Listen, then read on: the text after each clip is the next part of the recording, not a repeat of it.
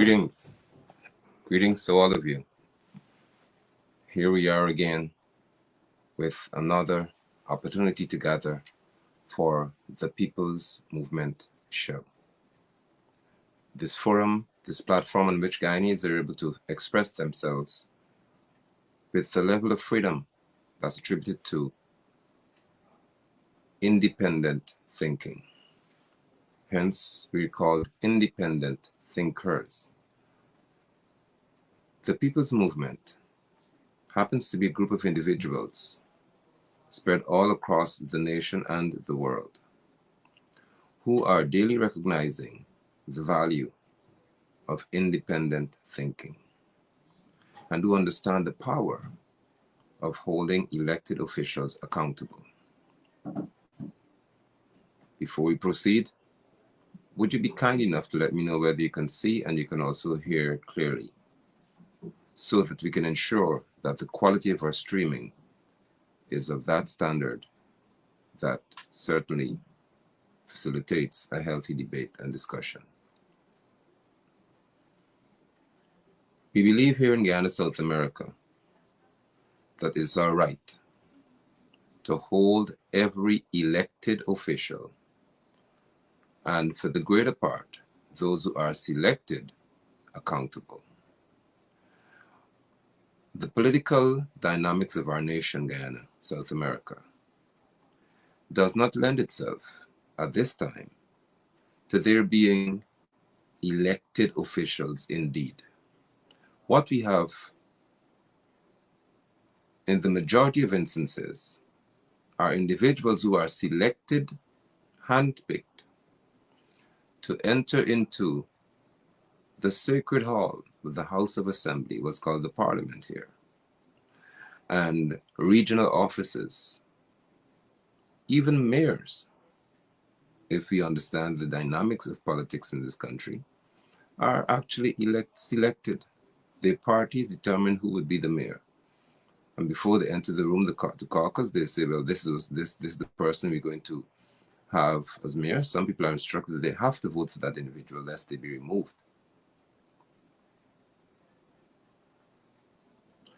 And so with that degree of honesty in the People's Movement, we are prepared to hold these elected and selected officials accountable.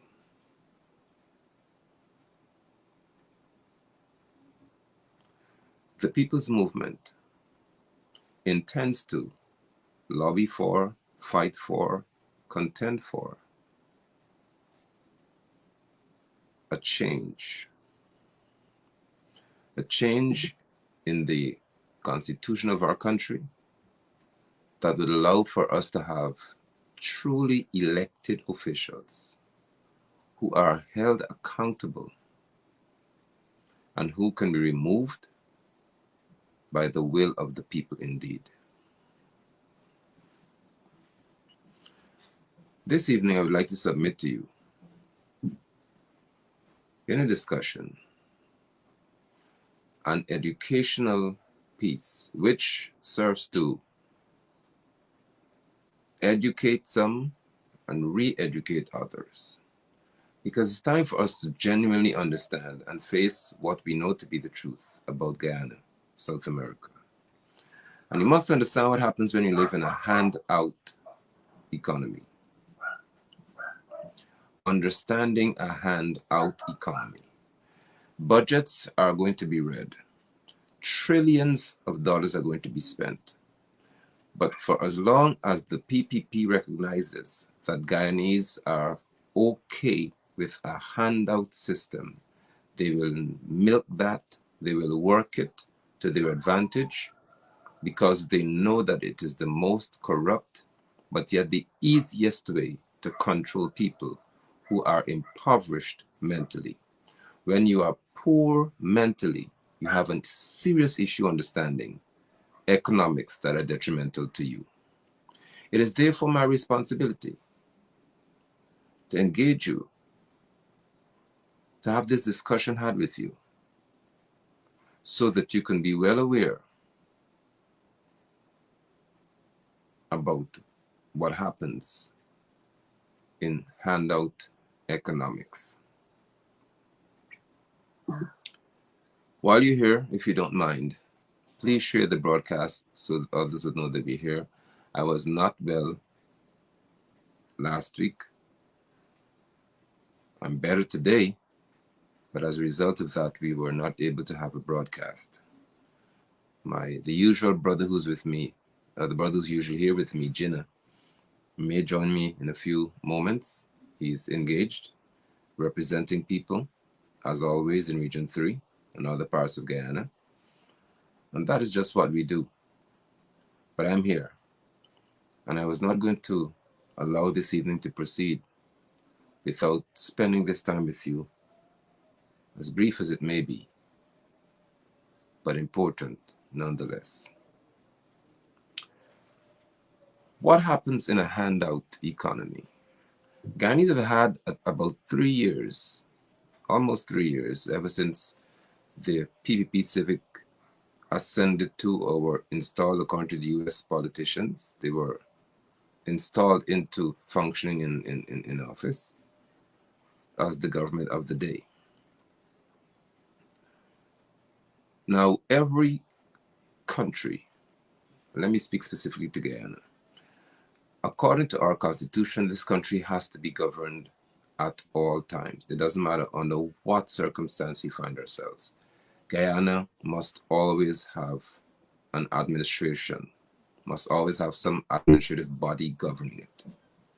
We are never supposed to be without governance. It is just what the Constitution requires of us. And so it doesn't matter what conditions surround persons entering the House of Assembly or the 2 state houses we have, one where the Prime Minister resides, the other where the President resides. It doesn't matter what conditions surround their entry into these places, and they're sitting on seats of authority. We have to have people who are there. Once persons are sworn in, as it's called, or appointed, then they are afforded certain privileges. And in the case of this discussion, they have access to the treasury, which is where our money, our resources, the revenue from our resources are kept. Whoever is governing this country has access to our money. What the first thing we have to establish tonight on this broadcast is how political figures in this country and across the Caribbean and the world behave. They behave as if, in general, the money belongs to them.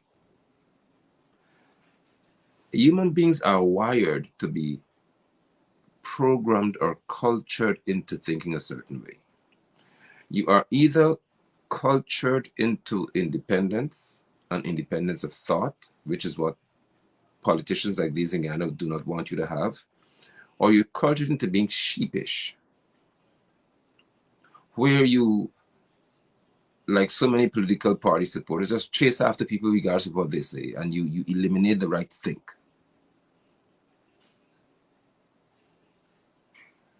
Now,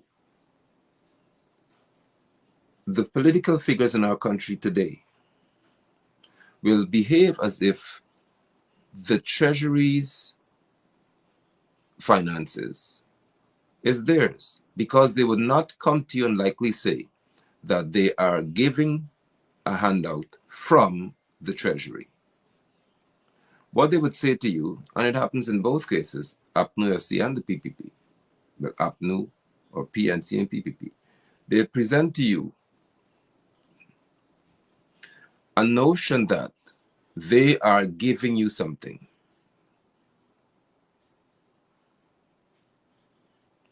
And in a handout economy, it creates, without your recognizing it or being willing to accept it, it creates a lordship system where political figures are elevated to such places of power in the mind, in the psyche of people, that they use that to their advantage. Are you aware? Are you honestly aware of the fact that every constitutional officer called parliamentarian, every member of parliament, every cabinet minister, which would be those in the administration, are you aware of the fact that these people are public servants? Are you aware of the fact that they serve us? Yet you allow them to walk around the place having security details if they're entitled to, being untouchable and inaccessible.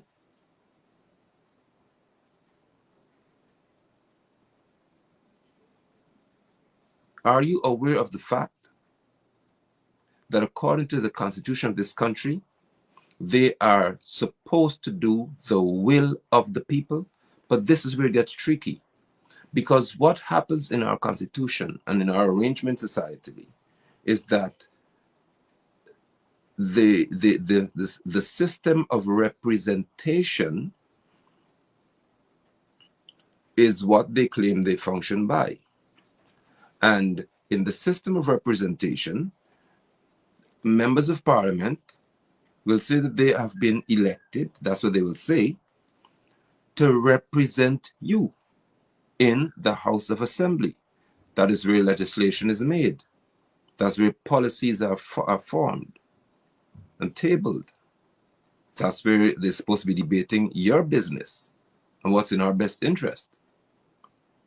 And in this budget season, you are seeing exactly what I'm telling you happening here, where they claim that they are in this house to debate about matters relating to spending for us in our best interest. But it's not just about our best interest as though they are parents.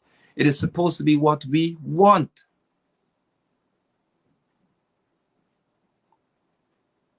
Now, hear me carefully, please. How many of you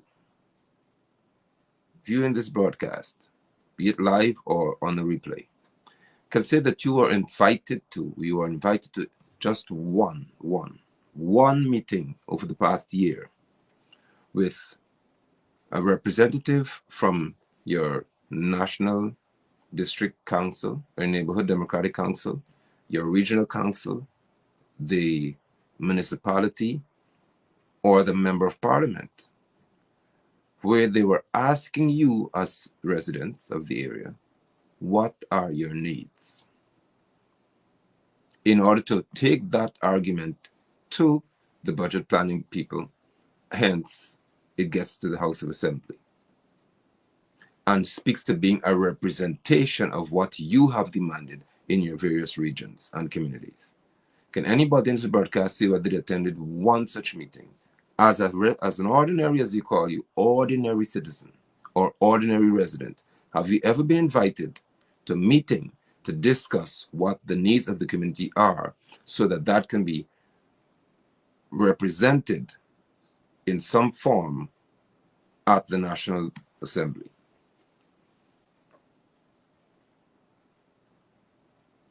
Or were you told that this is what we will be doing in your community? We will be building or repairing roads. We will be building 2 schools. We will be repairing a hospital. We shall be building a abattoir or an agricultural facility. Which one happened?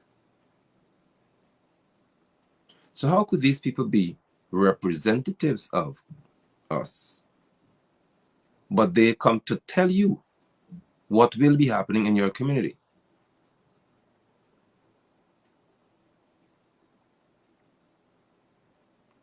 In a handout society, in handout economics, which is what our focus is, consultation is not a typical experience. There's a showing of it in some cases, just for performance. But what happens is, because you have accepted a lordship system of functioning, what will happen to you is that these individuals believe that they can just come to your communities and give things, especially money, handouts here and there, grant after grant after grant. And that forms the system by which your communities are governed, because that is what controls people.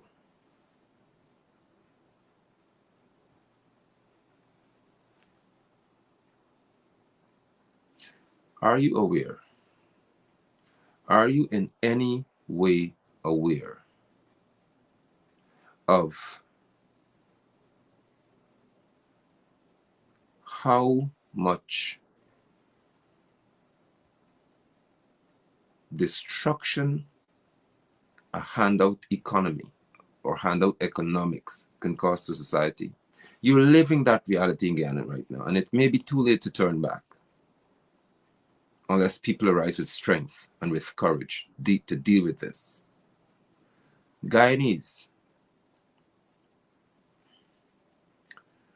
when there was a flood, when there was a massive flooding in about 7 out of 10 regions or so, and there was supposed to be a response. Okay, let's start with COVID situation. When there was a situation where they call it the COVID-19 pandemic, okay, who can say whether there was some formula presented to you to determine how much the grant was supposed to be? The COVID relief grant, remember the COVID relief grant? Who can say how much that grant was supposed to be?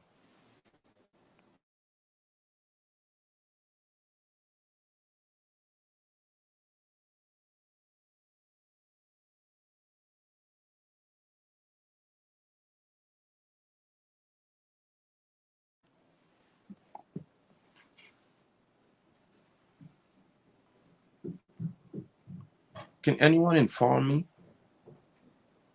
about who determined that $25,000 per household is what you're supposed to get? I want to show you something here that is extremely dangerous to this society. Are you aware that there was no and there is no constitutional, as far as presented to you, instruction about how much money is supposed to come out of the treasury for COVID relief, for example? What's the limit? Do you know?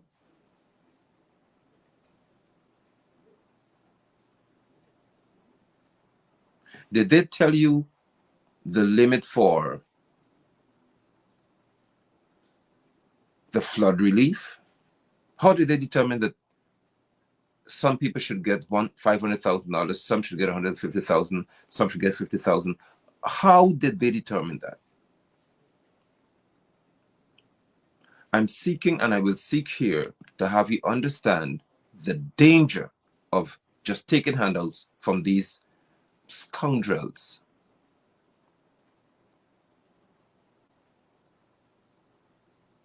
It is easy politics, but it's dangerous politics.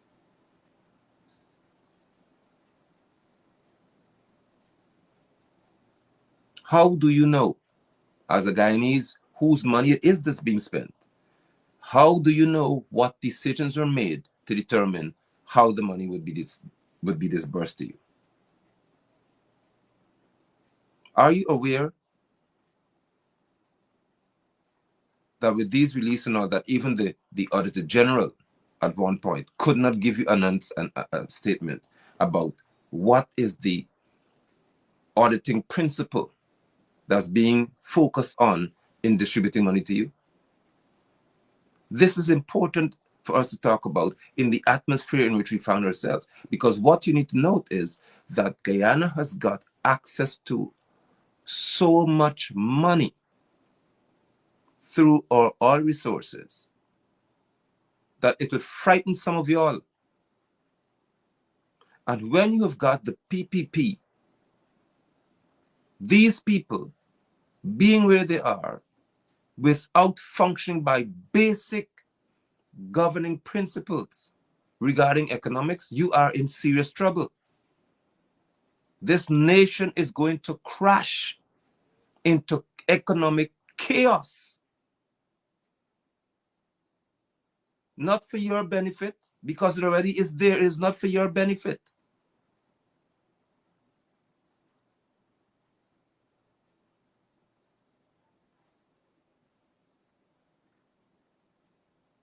So I will ask you again, can you say how they arrived at the figures for flood relief?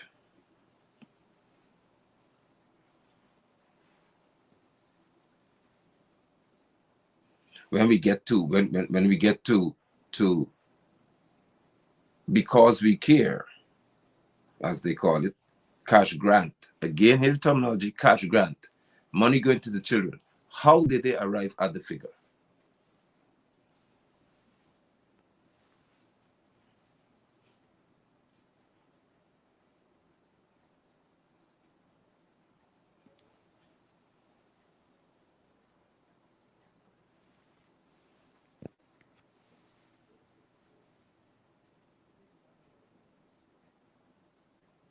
How do they arrive at the figure, or at determining how much money must be distributed to every person from the treasury?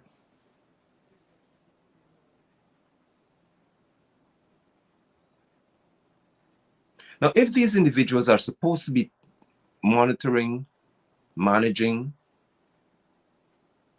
through our decision making what monies would be spent, how do they arrive at the figures to say that every child will get, or every household will receive, or every farmer who lost a cabbage plant will receive this sum? How do they determine that? Do you understand that our political figures in this country, somebody said they're trying to share the broadcast? I don't know what's happening.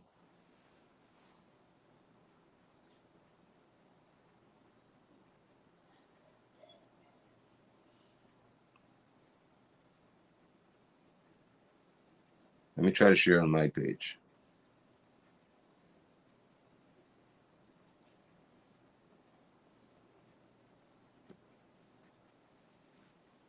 You should be able to share it from my page now. Let's see how that works.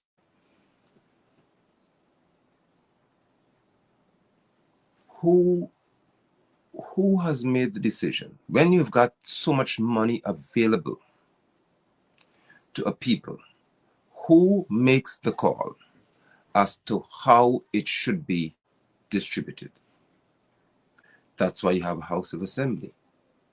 The purpose of the House of Assembly, called the Parliament, is where people who represent you are supposed to go in those halls, and they're supposed to have debates, and then have, if it comes to that, a vote about what happens to the finances. We're speaking to economics, here into money.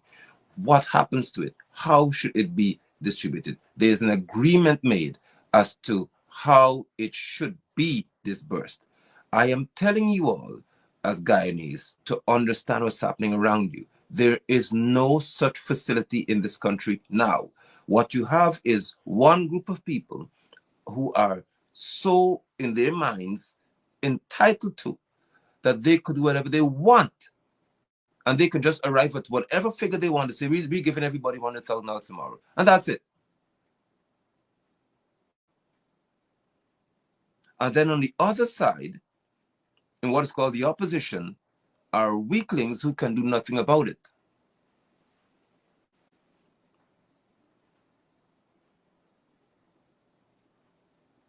And the people who are the happiest in this country are those who are lining themselves up, or would have already been aligned by friendship or by favor, where because they would have given some money to a political campaign, or because they would have written letters to fight somebody and to get Grange out and all the rest of it, they are entitled to something. And so they are the ones who are given some degree of access to enjoyment.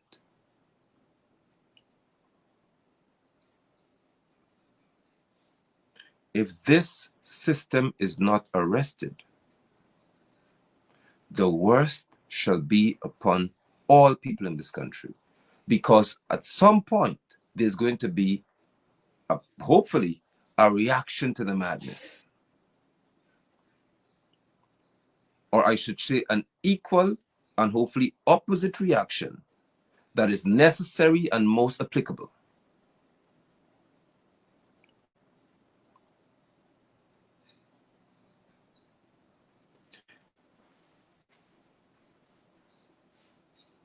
When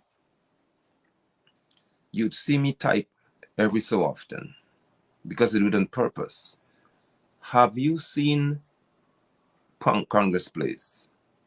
Have you seen Freedom House publishing a check that this is what they have donated to Guyanese for flood relief?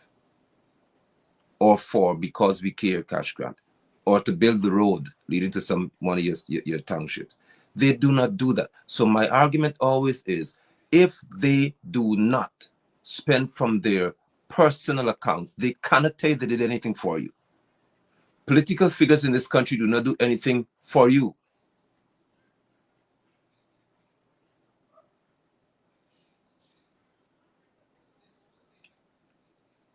What these people are doing is they're doing it through you.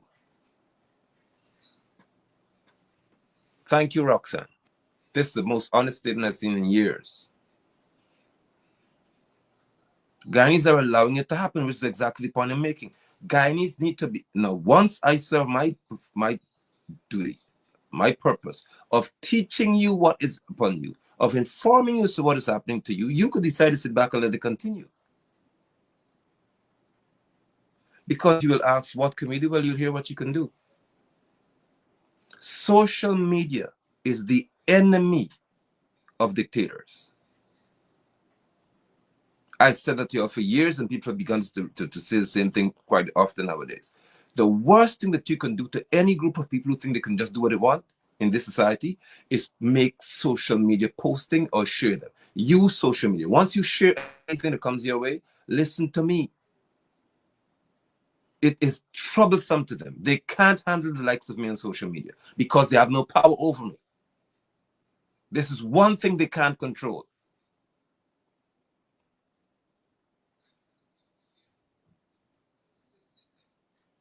So you have to learn, or you should learn, what it is that's happening to you in Guyana. Handout economics speak to the fact that you have got no constitutional restriction on these people. There are no checks in place to hold them back.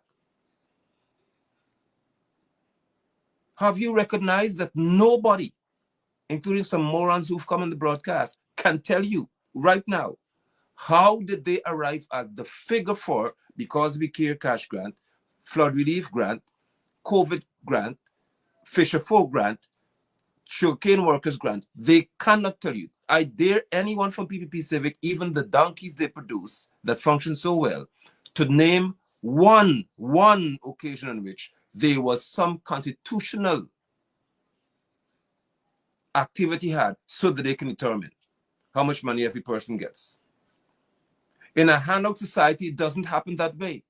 People who have been elected, you put your finger in the indelible ink and you say, you're the one to represent me. When they get into these places of power, they do not consult with you when it comes to what you need. And in the handout economy, consultation is bad. They wouldn't come to ask you anything, because if they come to ask you, then you've got responsibility for what they do. And you can say, we never told you to do that. But what they do is they come to tell you. And they make these lofty announcements that we are giving every household $50,000. We are giving every person who has an issue with selling eggs, here's $100,000. And because Guyanese are so eager in most parts to just take nowadays, you don't even care about how it comes to your hand.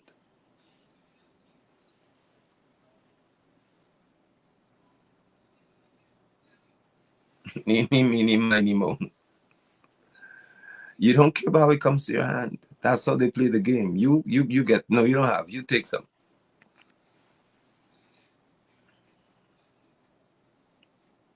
You must be able to understand, I hope, the danger of handout economics.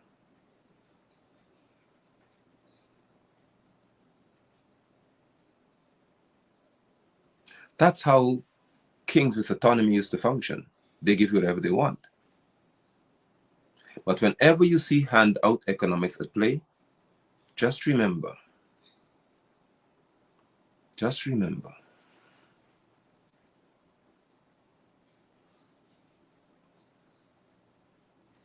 that these people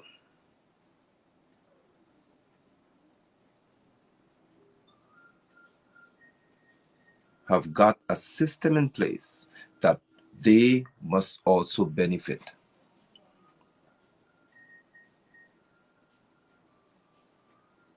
What do you do then? Because whatever they receive must always be far superior to what you are eventually given.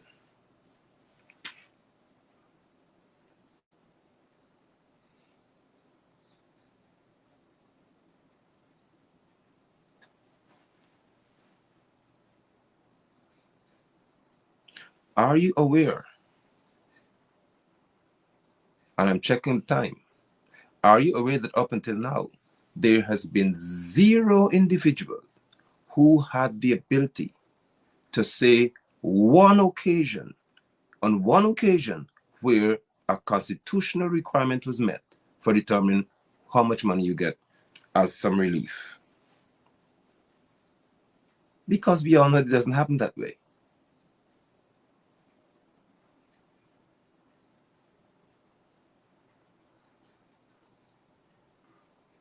What we are supposed to have in our society are controls to prevent handout economics. You're supposed to have controls in place, serious control. Let's get to contractual arrangements. Are you aware that there are commissions, for example, the Public Procurement Commission? By law, it was established so that you can have a policing system, a control system in place. The tender boards and so on are there so that you can control what happens in reference to contracts being issued across your country, because they know, or they had an insight, that if you don't have controls, then political figures can utilize their offices to benefit friends, and they can be unjust treatment of contractors as opposed to some contractors. Some can benefit because of friendship, others can benefit because of kickbacks and all that. And so they said, okay, we have to have a commission in place, or commissions in place, that can be investigative bodies. Are you aware that without there being such a commission, the new Demerara Harbor Bridge that was awarded in some contract, 286, I think it is, million US dollars, without a commission? Are you aware of how many roads were built and how many billions of dollars in contracts?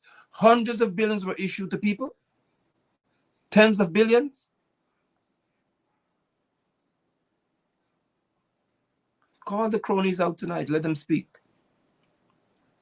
Because in handout economics, what some of you think is that when you get $20,000, or you hear about $100,000, or you hear about $50,000, that's handout economics. What you must know tonight, hopefully you will see it, is that handout economics is limitless. I hope you get that. It doesn't say that only when you get $25,000, it's a handout. Or if you get a $30,000 cash grant, it's a handout. It is limitless. They can hand out to a friend 3 or 4 billion or $200 billion.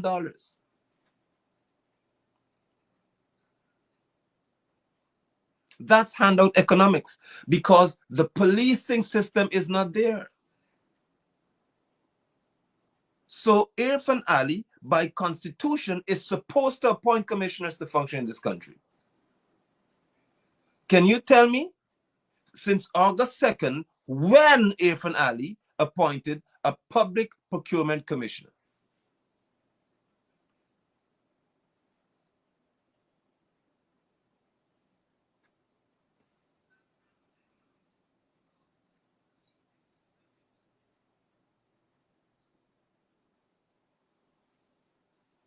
Stephen King has been banned. He has to create another fake account, because once on this platform here, I don't entertain that degree of hostility. Come for somebody else on my personal page and my personal time, not when it comes to the People's Movement show. So he created another fake account to show up again, hopefully. When has Irfan Ali appointed a public procurement? So when they go to procure contracts and to buy things, for example, the helicopter that I heard he came to Linden with, do you know that is what you call sole sourced? Are you aware that the PPP Civic never once issued a tender to say the Army needs a helicopter, a Bell helicopter? We would like to have contractors who would source this item, and they're going to tender for it and bargain and challenge and debate and everything else. Then we'll determine who gets the contract to purchase the helicopter. Are you aware that one person, unbeknownst to us, simply said, okay, the helicopter costs this amount of money, we'll buy it. And they paid, I think, 20 times more, or far more than that. Because in a handout economy and with handout economics, please take note that there is no limit to which money can be spent and to whom it can be given.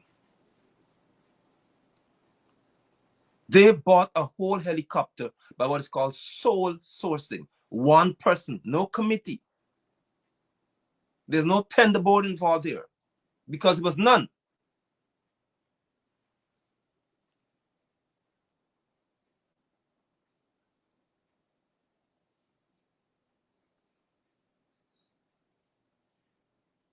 The mighty four-lane highway that y'all talk about, where was the Public Procurement Commission when that road, with the Maka situation and so on, when contracts are signed for billions of dollars?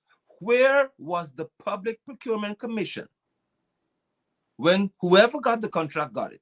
And who could complain to the commission that doesn't exist to say, well, listen, these people got a contract and I was better qualified than they are, or I don't have a chance to compete here, and there's unfair advantages being given to people in the engineering facility. There is no such means.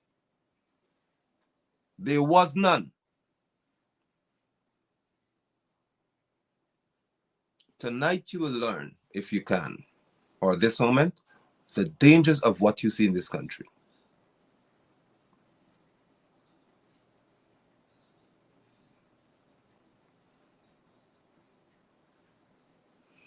Handout economics is supposed to be an enemy of the Office of the Auditor Generals.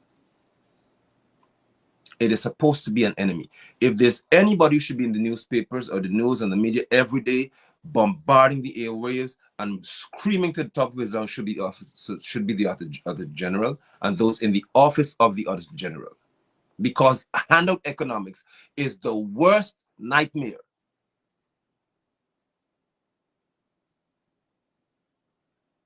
But what reality are you living in Guyana?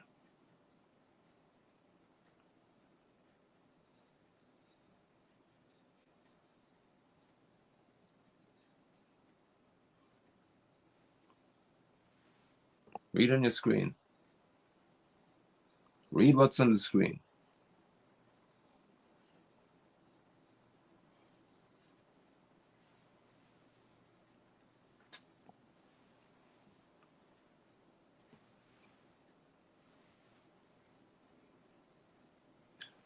You don't have a means of controlling how much is given if your only focus is on how much you can receive. If your only focus is on how much you can receive, you have no control over how much is given. Because the people who give you know that the more they give you, the less you'll talk and the less you'll fight.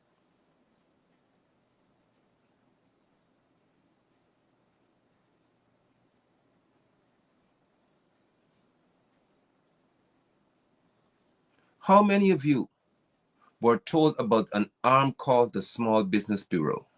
Most of you know about it. The Small Business Bureau wasn't set up by the PPP Civic yesterday. It's been in Ghana for years. Why is it there? Are you aware that even to access a grant from the Small Business Bureau, you had to go through certain procedures? You had to be known, you had to be identified as qualified for this grant. You had to go through a whole lot so that you can make yourself qualified in their mind to receive a grant. It is not a loan, but still you had to go through certain procedures. Am I correct? Yes, because you know about it. Good. Why? Even with the Small Business Bureau, and where you can have grants to help you with small businesses, there are checks or controls in place. Suddenly, under this PPP Civic Administration, that doesn't exist when it comes to the Treasury's money.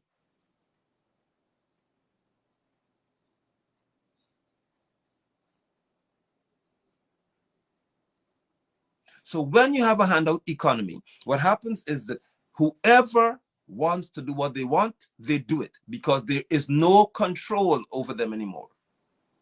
So that's why they could bulldoze the people's house in Mokar. They just knock it down because at the end of the day, we knock it down. The road, it isn't affecting the passage of the road, but we knock it down nonetheless. Take the land and whoever wants it will get it in the end of the day. Because the response is that those who would have squealed, we give them some money.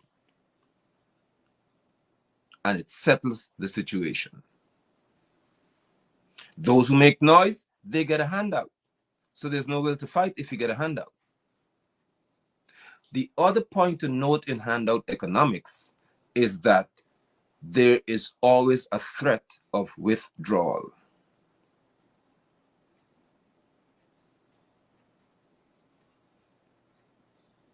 There is a threat of withdrawal, meaning if you make noise, we will cut off the supply.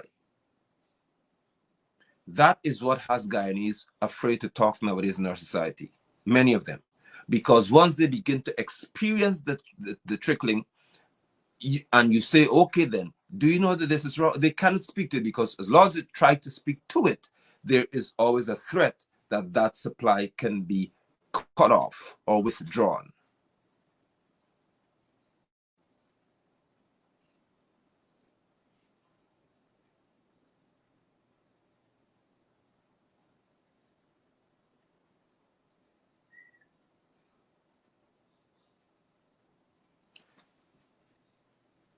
A healthy society doesn't function in that manner. Am I saying that you should not have aid given to those who are in need? Definitely not. They should be. Because what should happen is in the House of Assembly and through proper representation, every Guyanese household should benefit on a monthly, bi-monthly, half-yearly, or annual basis from our oil revenue. I was the first one among those who said that there should be what I call an economic redemption program in this country, where through the resources we have, every household must be given in an account or a bond of some sort revenue from our oil resources, because they are yet to announce all, since there's so many more fines to be had. And we must have an upgrading of our livelihood in this country. But the PPP Civic and PNC will never do that. They will never do it until, if they ever risk it, will be 10, 15, 20 years from now, when there is such a wide gap between the wealthy and the poor that you can never catch up. I told you the purpose of this entire system you see before you now is to eliminate what's called middle class. There must be a wide gap between the rich and then the others.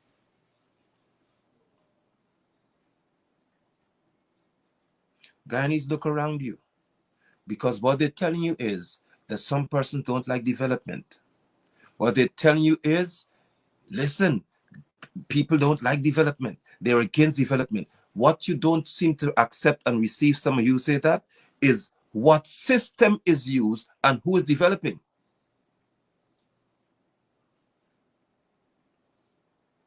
How can you say that Ghana should just accept that roads are being built without commissions in place to govern the contractual arrangement between the state and the contractors?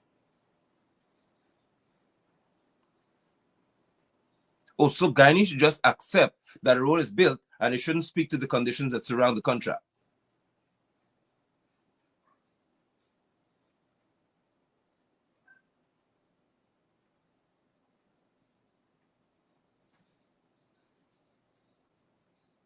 So let me just have a healthy discussion with Rovin Pan. I will say Dutch and oil crime, the Dutch is what will leave you in poverty. No cash must be handed out. Work for what you want. So let me just discuss what you see on the screen. In Kuwait, for example,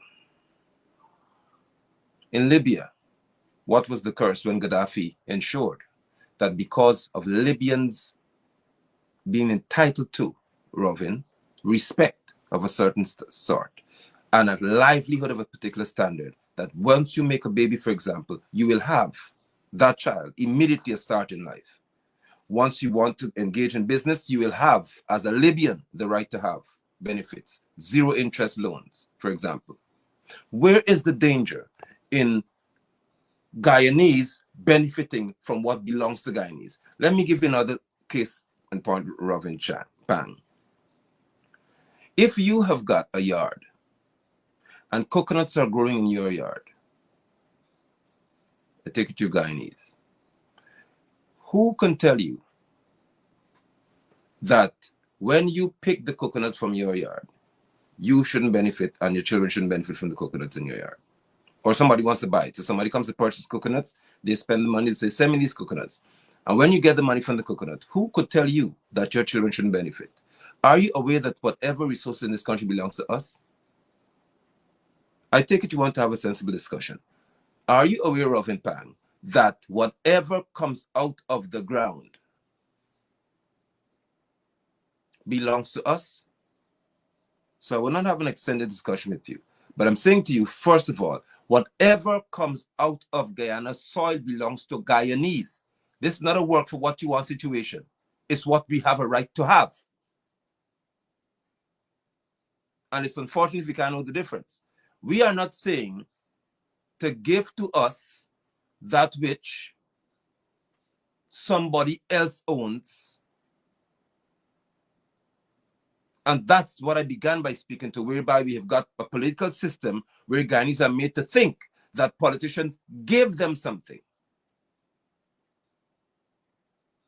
No politician gives you anything unless it comes in their personal accounts. It is foolish to think that a nation that has been labeled one of the poorest in this hemisphere for so many decades should now, when they discover and are begin to receive remuneration or receive money from oil earnings, they should leave their people to work hard in the debate you're raising. It doesn't work like that. Every Guyanese, when the money is being deposited in the New York Federal Reserve, in the US Federal Reserve, it is our money that's being put there for the oil. It is not Ched Barajagio's money. It is not Irfan Ali's money. It's not Orby Norton's money. It is all of our money, including theirs, including them.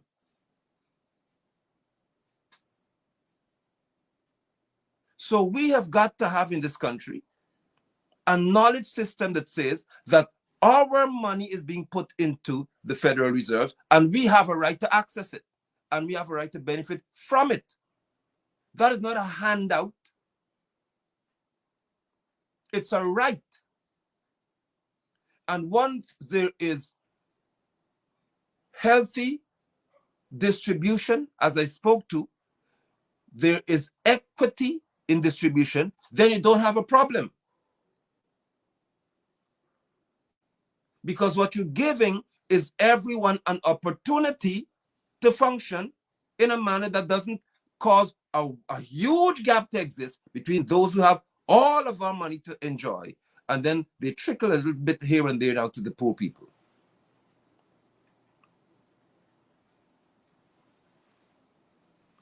When you have a system in your country where political figures,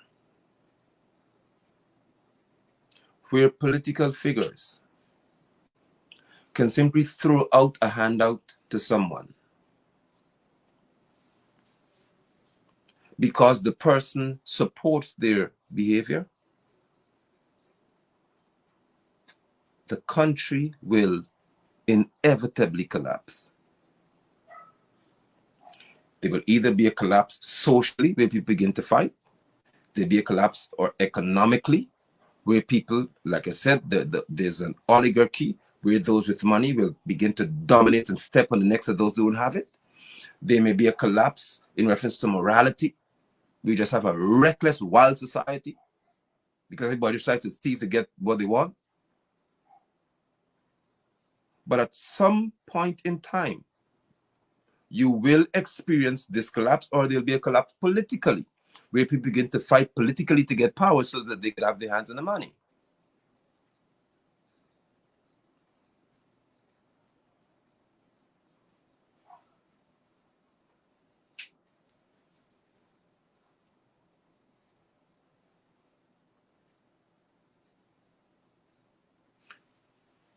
We have allowed a system to arise in this country where Ashley Singh, who has got a portfolio that I have never heard of, and he can describe himself, senior minister within the Ministry of the President, Office of the President, with responsibility for finance, but Jagdeo signs on our new currency. That man is the first who's supposed to be, I call him a budget reader because that's all he is. He's not a minister of finance. And Jagdeo doesn't want to stand and read any budget. That man is the first, as far as I'm aware in this nation, to adopt, or under his watch, as they say, this handout system of functioning. Farmers make noise in Berbice, Jagdeo travels to Berbice, everybody gets this money. Somebody makes noise in Region 3, oh, okay, here's it. Somebody says something in Linden, of course, you don't have much to get when you talk in Linden. They show up, gifts, they have a list of who's on the PPP card. Oh, you all up from us? Here, take this. We are seeing this consistently. What also happens in a handout economy is that even your land is on or up for distribution. Remember that there is no control in a handout economy. And so even your lands are up for distribution. Do you guys know how much of your lands have already been distributed and it doesn't belong to Guyanese? And if it does, just one or two or three groups of people that own massive swaths of land in this country? Are you aware of this as I speak to you?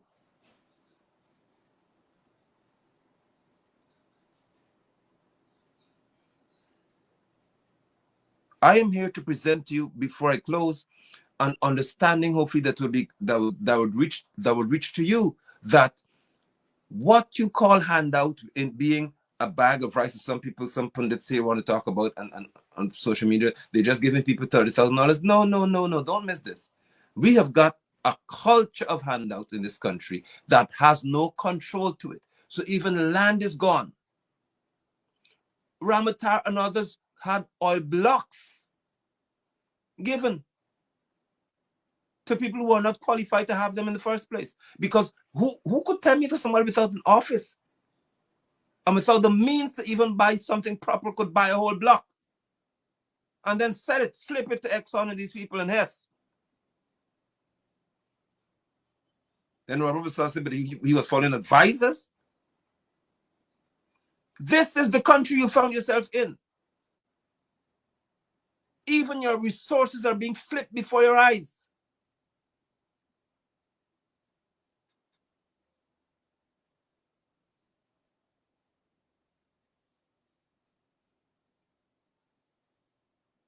it is my responsibility to tell you that this handout economy goes beyond a 30,000 cash grant or 50,000 cash grant or 100,000 cash grant. It has gone way beyond that.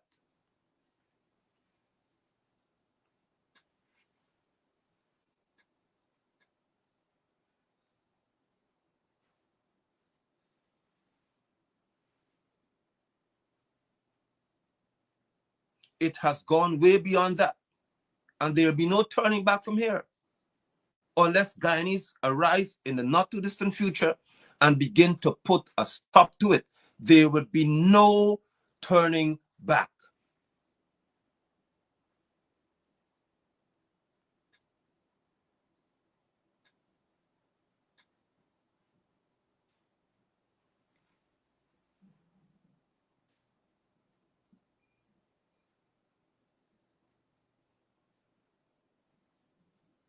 In a handout society, and we speak to this in the new week, or as a part in this week here,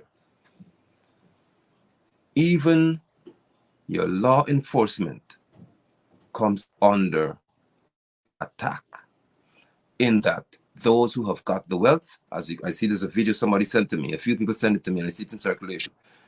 That is a damning allegation, because even those with wealth now in this society will control the police force. Remember that the culture is, when you have got money, you have got power to control. And there's no limit to what you can do because people are lorded over. So Joyce Birch is asking, what can be done? I said that somebody will ask the question because it's expected to be asked, and I began to speak to it. To stop this train from flying straight over the cliff, there are approaches that could be taken in a few ways. One, there can be the aggressive approach, which is the masses arise and demand that it stops. The masses arise and say, this has to stop now. We are taking over what is ours. That is called a revolution. And Ghanaians don't have the belly to do that. Not this crop. Not many of us exist here, where we could stand the politician face and say, stop it now or else. That's one.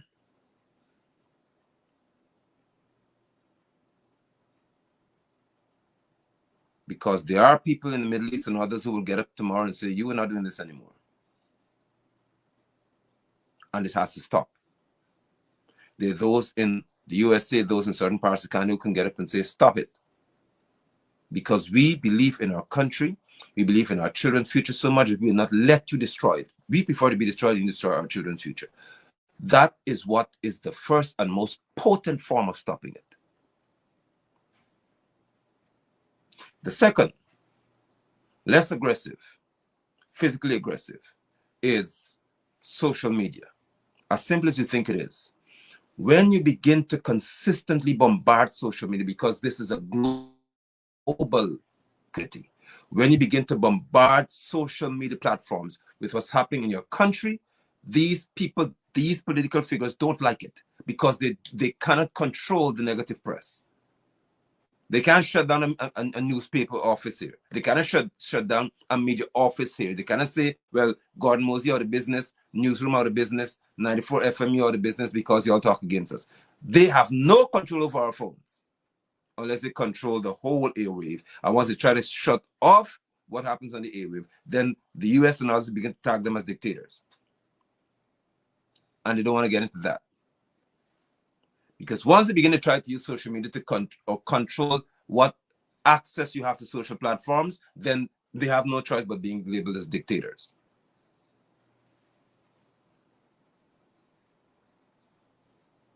Which is why you would find me encouraging you so much to use the platforms you have, share information, publish things. Because once you do, you see this begun to happen in Guyana. When I encourage you all, get out there.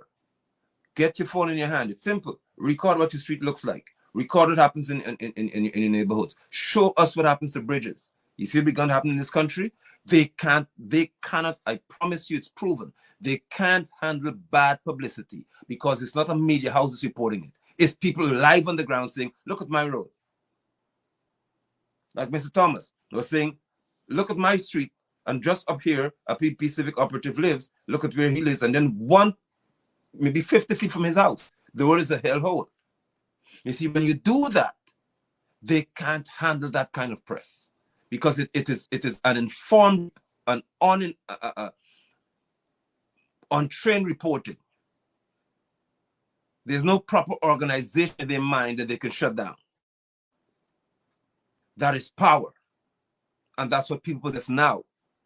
A phone in your hand is one of the most powerful instruments in the world because with George Floyd, one young girl having a phone on record all the time, one person caused riots in France, in Germany, in the US, in so many parts of the world where people began to fight and say this has to stop. One person recording a telephone, an encounter on a phone.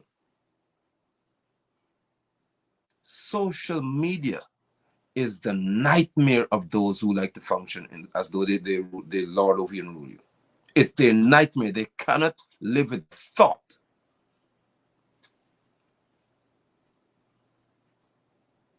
Because what your videos do is it presents irrefutable evidence.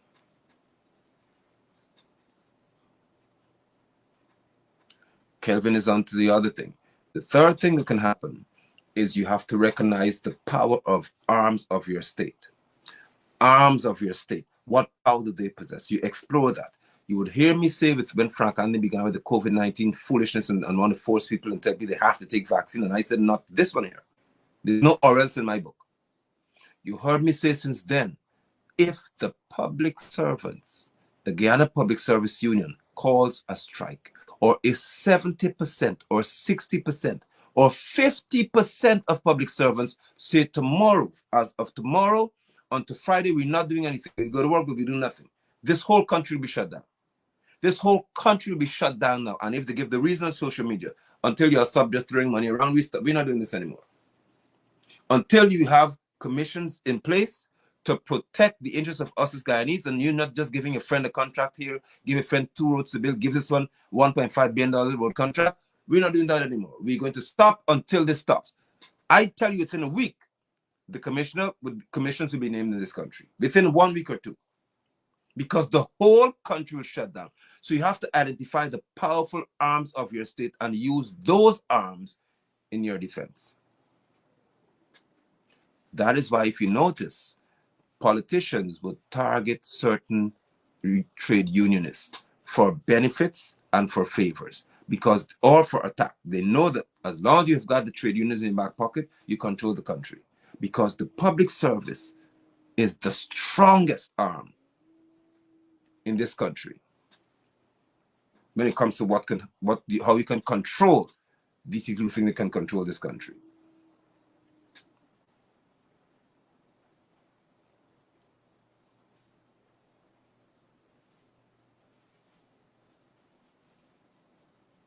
There must be a social presence. There must be a will to act. And next, which takes the longest time to function, is electoral justice, where people would vote out or remove by election those who they know are dangerous. The trouble with that is you have to wait for an election cycle to come, and the faces you normally see are the faces you normally see. So there'll be the same set of people popping up in your face telling you, we're going to do this, we're going to do that, and make promises. And then, of course, Guyanese have a shut-off valve in their brain. They don't think at election time, apparently. So they just jump and vote for the same people, then complain afterwards.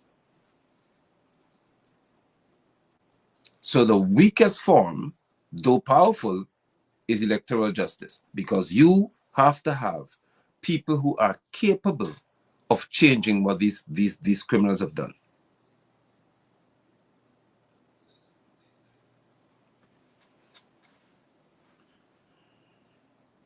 I submit to you, brothers and sisters, that you cannot see change. You will not see change in all of this until people take the fore.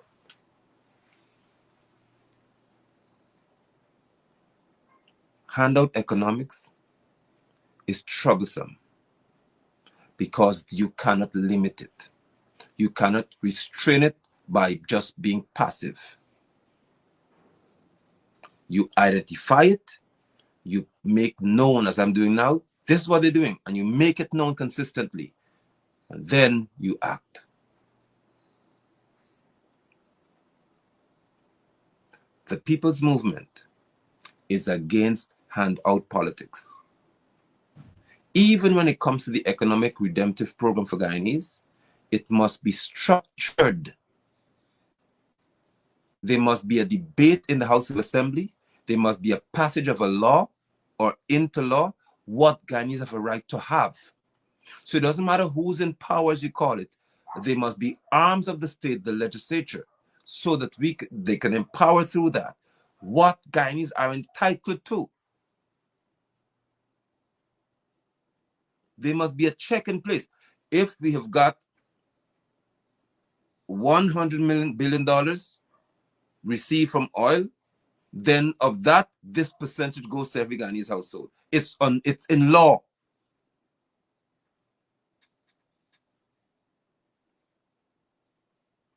There's not a haphazard wake up in the morning. Oh, some people want to make things around the corner. Let's give them some money. That is not what we're speaking to here.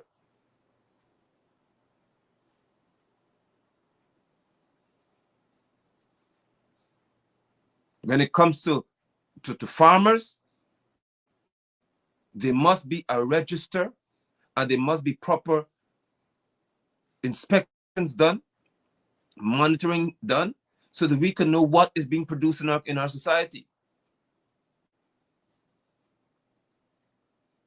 Guyanese have got the means to be monitored. So if there is any disaster, we already have in every region and every community an idea as to whom the farmers are and how they're going to be relieved in reference to the stress they face.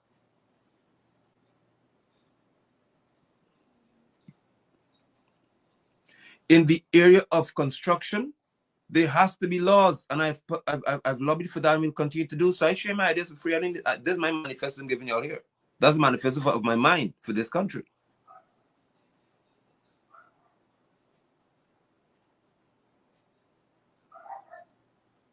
There must be in our country the means for our people, small contractors and others, to develop.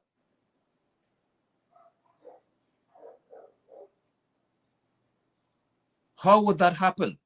Because there'll be laws that if there's a contract awarded to build 100 miles of road, then in that contract must be a clause that says that there must be 10, 15, 20 small contractors. How you know they're small? Based on the machinery they have, based on what they registered to do, based on what we know they can do. And these people must be brought into a part of the contract. So there must be subcontracting, must be. And they monitored. Any major contractor who doesn't subcontract to at least a particular number of small contractors, you lose your contract instantaneously.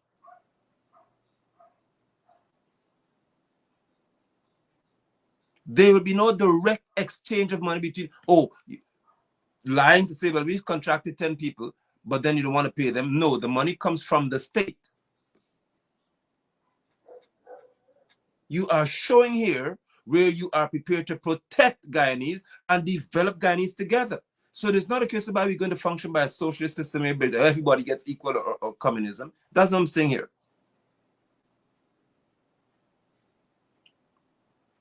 We're going to protect the rights of every Guyanese and the economic integrity of every Guyanese, rich and poor. All of you will be protected in reference to the integrity. You would not be disgraced as a Guyanese. There'll be no one-man show in this country. Everybody gets one man owns all land in this country. It should not happen.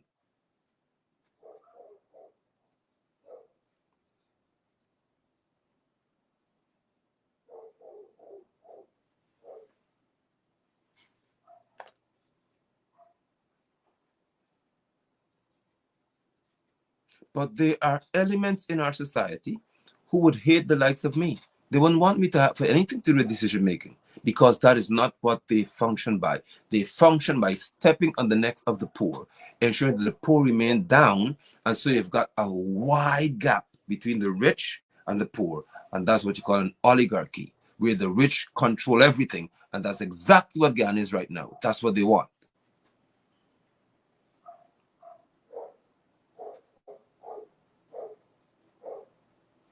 Permit me to close this broadcast at this time, and permit me to have a discussion, because the video that's circulating requires a discussion. I'll try to reach to the likes of Mr. Paul Slow, the likes of Nigel Hughes, for us to have a discussion on what this man, I see some of you are talking about it, in the video, who said that he was threatened and that a gun was pulled in the police station. I cannot believe that happened again. If I don't see things, I don't talk as if it happened. So according to the report from the man in the video, we're going to have a discussion in this week about the legality surrounding that claim. What should we expect to come out of that claim, and what are the atrocities, if it's proven to be true, that are before us here? But I can tell you that in a handout economy, when some persons benefit from contracts and these things, they become wealthy so fast that even law enforcement is at their mercy. That is what I know to be a society in which we found ourselves. That's an irrefutable fact.